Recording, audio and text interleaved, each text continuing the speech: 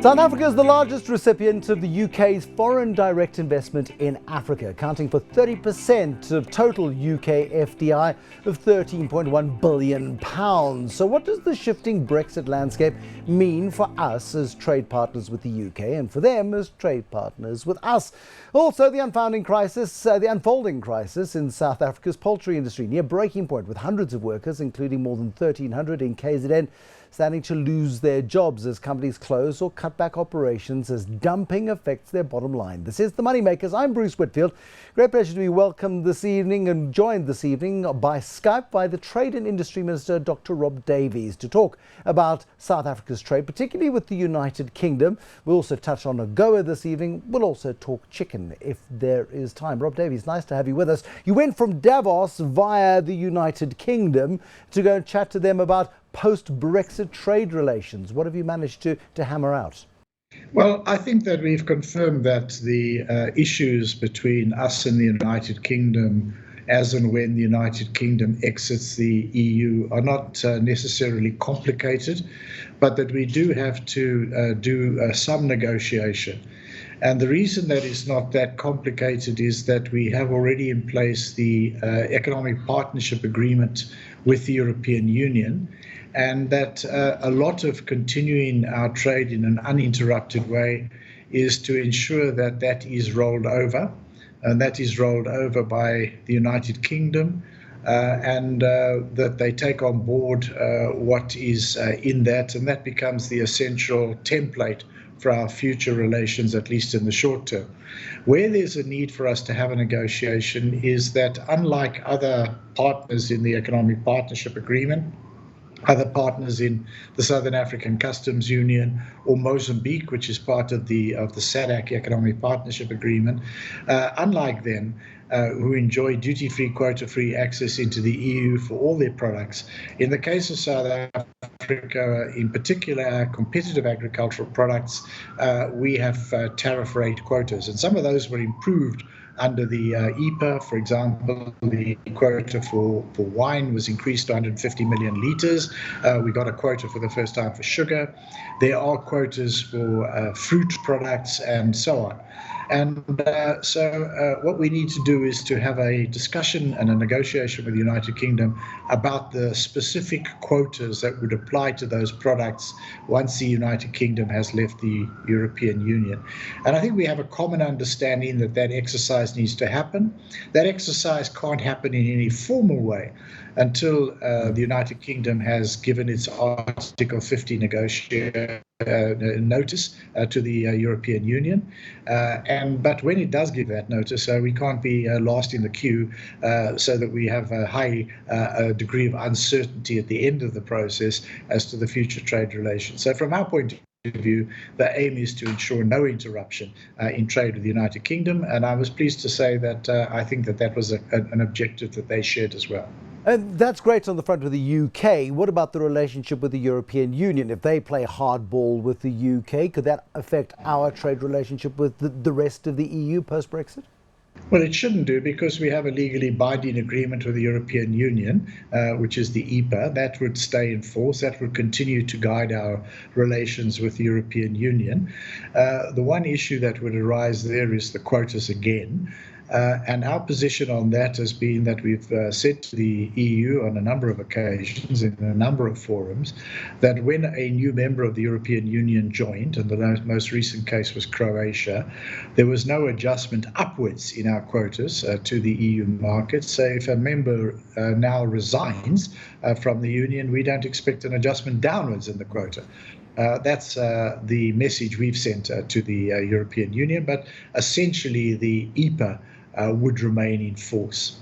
What about AGOA? That's an interesting one, because President Donald Trump is signing executive order after executive order, some of them fringing on pretty dangerous territory in terms of human rights. In terms of AGOA, in terms of our trade arrangement with the United States, how concerned are you that we could see shifting on that particular front as we see Donald Trump seek to make the US far more independent of global trade agreements? Well, the one executive order in the trade front that he did sign was the withdrawal of the United States from the Trans-Pacific Partnership, the TPP. And that he was able to do because it had not been ratified by the US Congress. That is different from AGOA. AGOA, the renewal of AGOA in 2015, has been ratified and signed off by the US Congress and by the president at the time. So that remains a law in force unless and until it is changed by Congress. So we remain part of that. There are, though, parts of it where the executive has the right to review and report back to the US Congress. But at the end of the day, any measures that are taken, any changes that they may unfold are the call of the US Congress. And at this moment in time, I'm not aware of any intention to change any of the terms of our relationship with the United States, but of course we will continue to watch the space very carefully. Yeah, I mean, look, it's an ever-moving target. On AGOA, South African chicken producers look as though they're feeling very bruised about AGOA and the compromises they were obliged to make in terms of chicken imports into South Africa. Jobs are now at risk. What do you say to chicken producers who feel that they might have been sold down the river as a result of AGOA? Well, actually, the challenges that they're confronting right now are not mainly or fundamentally about the imports of chickens from the US.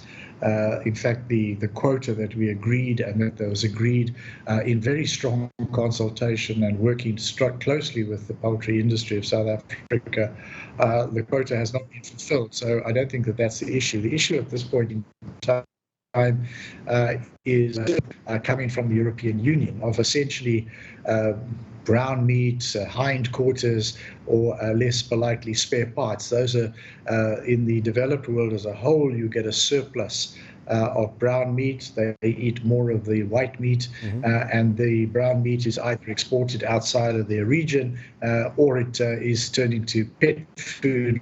And that's the surge at the moment that we're aware of that is causing challenges and problems to the local poultry industry.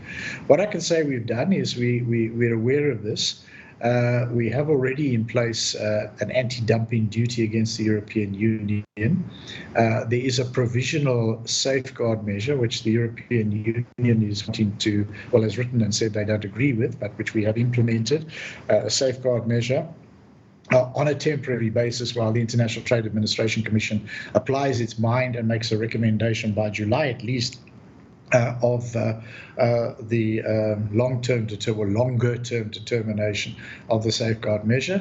And in the meantime, I think that we are working energetically with the poultry sector on a whole range of issues which range from raising productivity, competitiveness, investment, transformation, and the development of new markets for poultry products. We do see there's a big challenge of trying to address the structural challenges facing the industry, but in the meantime that we need to buy some space against cheap imports.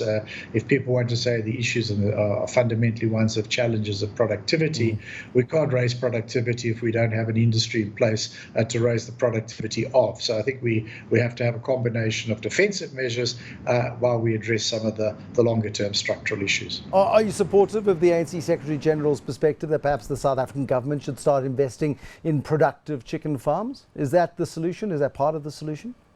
Well, we're looking at a variety of issues. There's a task team that's been meeting. I've talked to the poultry industry before about the possible range of measures. I have to receive a report together with my colleague, the Minister of Agriculture, Forestry and Fisheries, who basically much of the responsibility for the productive part of the poultry industry rests there. We're more involved in the trade matters, although we also do support some of the what are called agro-processing parts of the industry.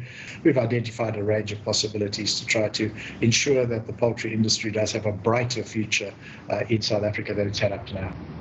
The Trade Industry Minister, Dr. Rob Davies. We're going to have to cut it there, I think. Minister, thank you very much for your time this evening. The Skype line letting us down just a little bit. But some of the contentious issues with which the Minister is dealing on a regular basis, there is cooperation, he says, with the poultry industry, support for the poultry industry. Still a lot of water to go under the bridge in terms of whether or not the state gets involved in chicken production. But yeah, issues of national importance and other issues to discuss and dissect next time on the MoneyMakers. I thank the Minister, Rob Davies, for joining us this evening, and I thank you very much for watching. Right now, though, good night and have a good evening. Bye-bye.